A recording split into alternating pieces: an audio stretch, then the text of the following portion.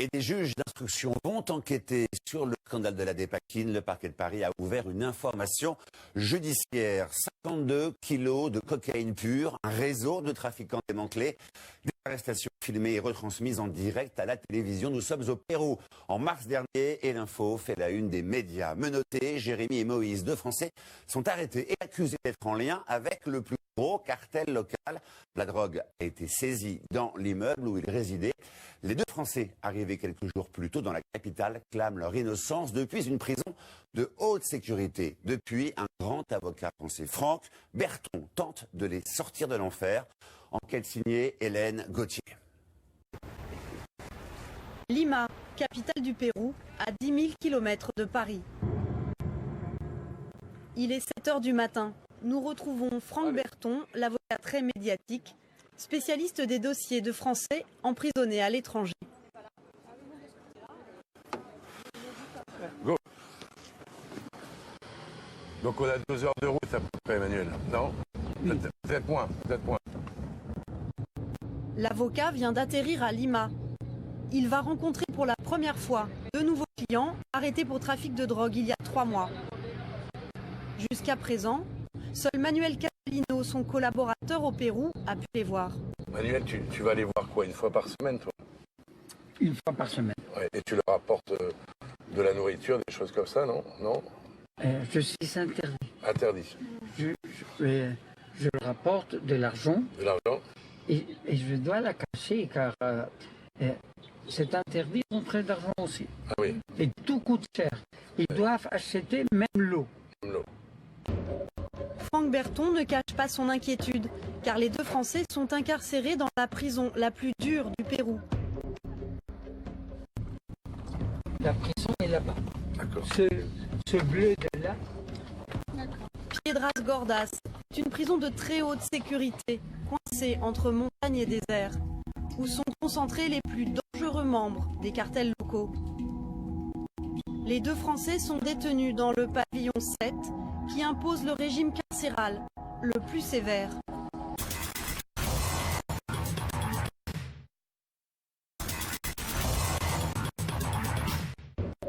Franck Berton ne cache pas son inquiétude, car les deux Français sont incarcérés dans la prison la plus dure du Pérou. La prison est là-bas. Ce bleu de là. Piedras Gordas est une prison de très haute sécurité, coincée entre montagne et désert, où sont concentrés les plus dangereux membres des cartels locaux. Les deux Français sont détenus dans le pavillon 7, qui impose le régime carcéral le plus sévère. Aucune caméra n'est autorisée à y entrer. Moi, je peux pas prendre 100 sur moi? Non, je vais le... Pour permettre à leurs clients de survivre derrière les barreaux, les avocats n'hésitent pas à enfreindre les règles et à rentrer des billets en petites coupures. D'accord. Si quelqu'un a plus petit, aidez-moi. Ben ça, tu peux donner ça. 20. À tout à l'heure. Reste à passer 6 contrôles de sécurité avant de pouvoir rencontrer leurs clients. Jérémy Meloul et Moïse Nachi ont été arrêtés en mars dernier en direct devant les caméras de télé péruviennes à Miraflores, la banlieue chic de Lima. Ils sont accusés d'un trafic de 52 kilos de cocaïne pure à destination de la France pour un montant de plus de 2,5 millions de dollars. Ils risquent 25 ans de prison. Ils ont la nationalité française et tous deux des antécédents de trafic de drogue. Vous avez des liens avec les narcotrafiquants? Non, aucune relation avec les trafiquants, on est juste des touristes. Alors, touristes ou narcotrafiquants?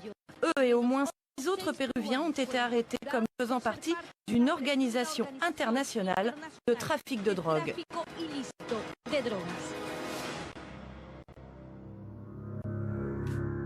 Depuis 3 mois, les deux amis se disent victimes d'un coup monté de la police péruvienne.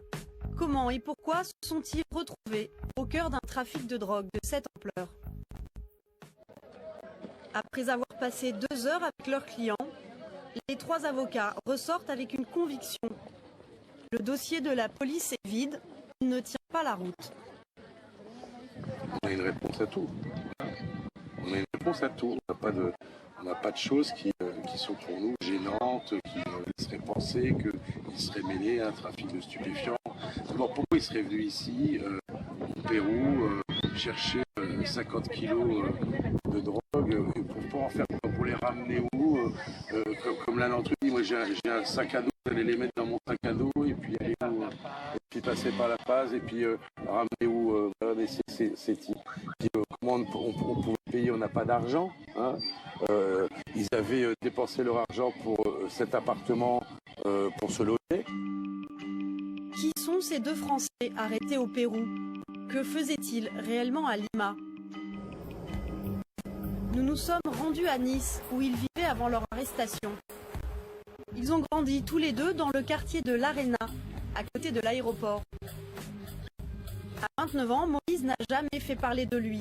Pour sa mère et ses sœurs que nous avons rencontrées, le jeune homme n'a rien d'un criminel. Son casier judiciaire est vierge et selon sa sœur cadette, il a toujours respecté la loi.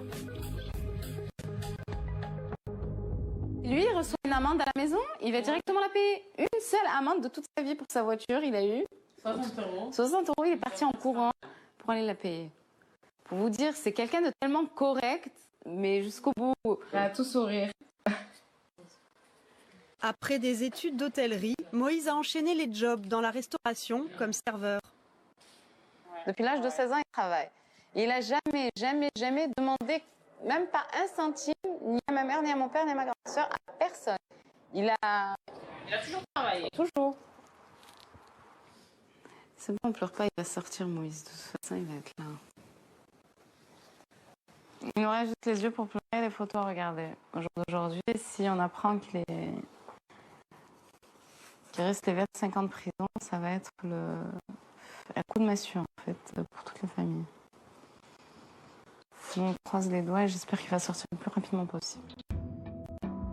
Pour la famille de Jérémy, 3 ans, les choses sont un peu moins simples. Car le jeune homme a été condamné une fois pour trafic de stupéfiants en France. Il avait 19 ans, une erreur de jeunesse. Depuis, il marchait droit et dirigeait une société d'organisation de mariage avec Fatima, son épouse. Lors de son arrestation, il éclate même de rire, car il croit à une mauvaise blague, comme nous l'indique sa mère. Il nous a dit plusieurs fois, je n'y suis pour rien dans cette affaire. Donc il me dit, ne t'inquiète pas, je reste leur garde à vue, ils vont m'interroger, ne t'inquiète pas, on va sortir la semaine prochaine, on devrait sortir. Voilà, il était vraiment confiant. Mais après plusieurs mois de détention dans des conditions très dures, son discours a changé, selon sa compagne Fatima. Et il m'a envoyé une lettre en disant que voilà, j'en peux plus, je craque, c'est vraiment, ça m'a jamais arrivé. Je pensais que je peux quand même se porter plus, mais là je suis vraiment à la fin, j'en peux plus. J'ai trop peur que je prenne une peine, que je reste là toute ma vie pour rien. Voilà. Fatima attend depuis 3 mois l'autorisation d'aller le voir en prison. Jusqu'ici, les autorités péruviennes ne lui ont pas accordé. Depuis leur arrestation, les deux amis affirment être de simples touristes. Ils ont quitté Nice mi-mars pour le Pérou, où ils voulaient visiter le Machu Picchu. À Lima, sur les conseils d'un taxi, ils louent à une jeune femme un appartement au 6e étage de cet immeuble. L'appartement 603. Un logement régulièrement occupé par des touristes, comme nous le confirme le gardien. Cette femme, elle loue beaucoup à des touristes ? Oui, ils viennent de plein de pays. Et ça se passe très bien. Le 103 est d'ailleurs loué en ce moment. Il y a d'autres touristes. Le 22 mars, au 4e étage, dans l'appartement 403, les policiers saisissent 52 kilos de cocaïne. Ils arrêtent 6 Péruviens, mais aussi les 2 Français, qui logent 2 étages plus haut, et les font descendre pour les confronter à la saisie. C'est à vous ce paquet? Ces paquets-là? Non, je sais pas qui c'est. C'est pas à moi. Nous, on est au 6e étage. On dort au 603, on n'est pas ici. Et lui, là, vous le connaissez? Ben oui, c'est mon ami. Moïse et Jérémy ne possédaient pas la clé de cet appartement et aucune trace de leur ADN n'y a été retrouvée. Alors, pour savoir quelles sont les preuves à charge contre eux, nous avons rencontré le chef du département antidrogue, le général Luis Pandora. C'est lui qui présentait la saisie de drogue aux caméras lors de l'arrestation des Français. PowerPoint à l'appui, il nous décortique l'organigramme de ce réseau international. Allez, on y va. Lors du travail d'enquête, on a repéré cette personne, Alfredo Palacios Casas, connu sous le nom de Chocolate. C'est son surnom. Selon nos informations, il était résident français et travaillait à l'aéroport de Nice. Nice, la ville de Moïse et Jérémy.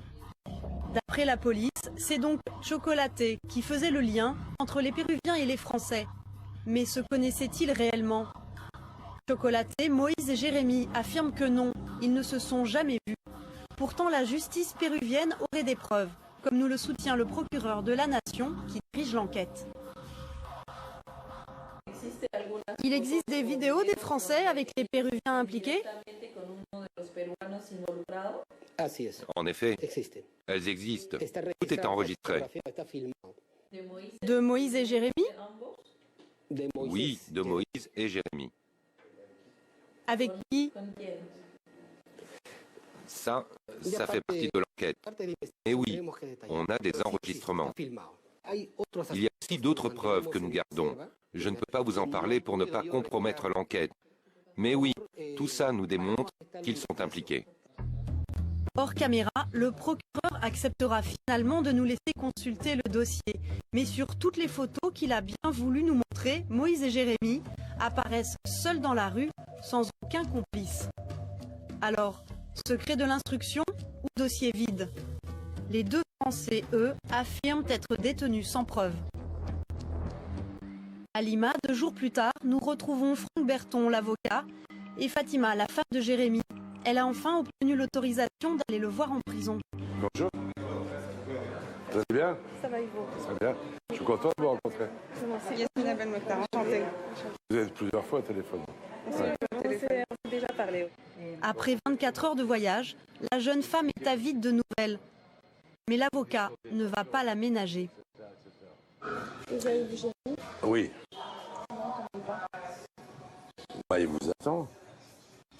Il a été malade, il a perdu 12 kilos, votre mari. Il a dû payer pour voir le médecin. Il a dû payer pour avoir une piqûre parce qu'on n'a pas de médicaments, c'est des piqûres. On ne sait pas ce qu'ils injectent. Non, mais moi, je vous dis les choses telles qu'elles existent. Hein. Je pense qu'il faut les transférer de prison. Il faut les changer de prison. L'ambassade peut et a les moyens de le faire, mais ils ne peuvent pas rester comme ça. Ils vont pas survivre. Les 3 avocats lui expliquent qu'au Pérou, elle va devoir être très patiente, même si le dossier leur semble faible.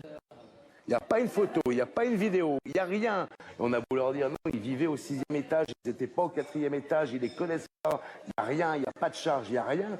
Ils s'en foutent.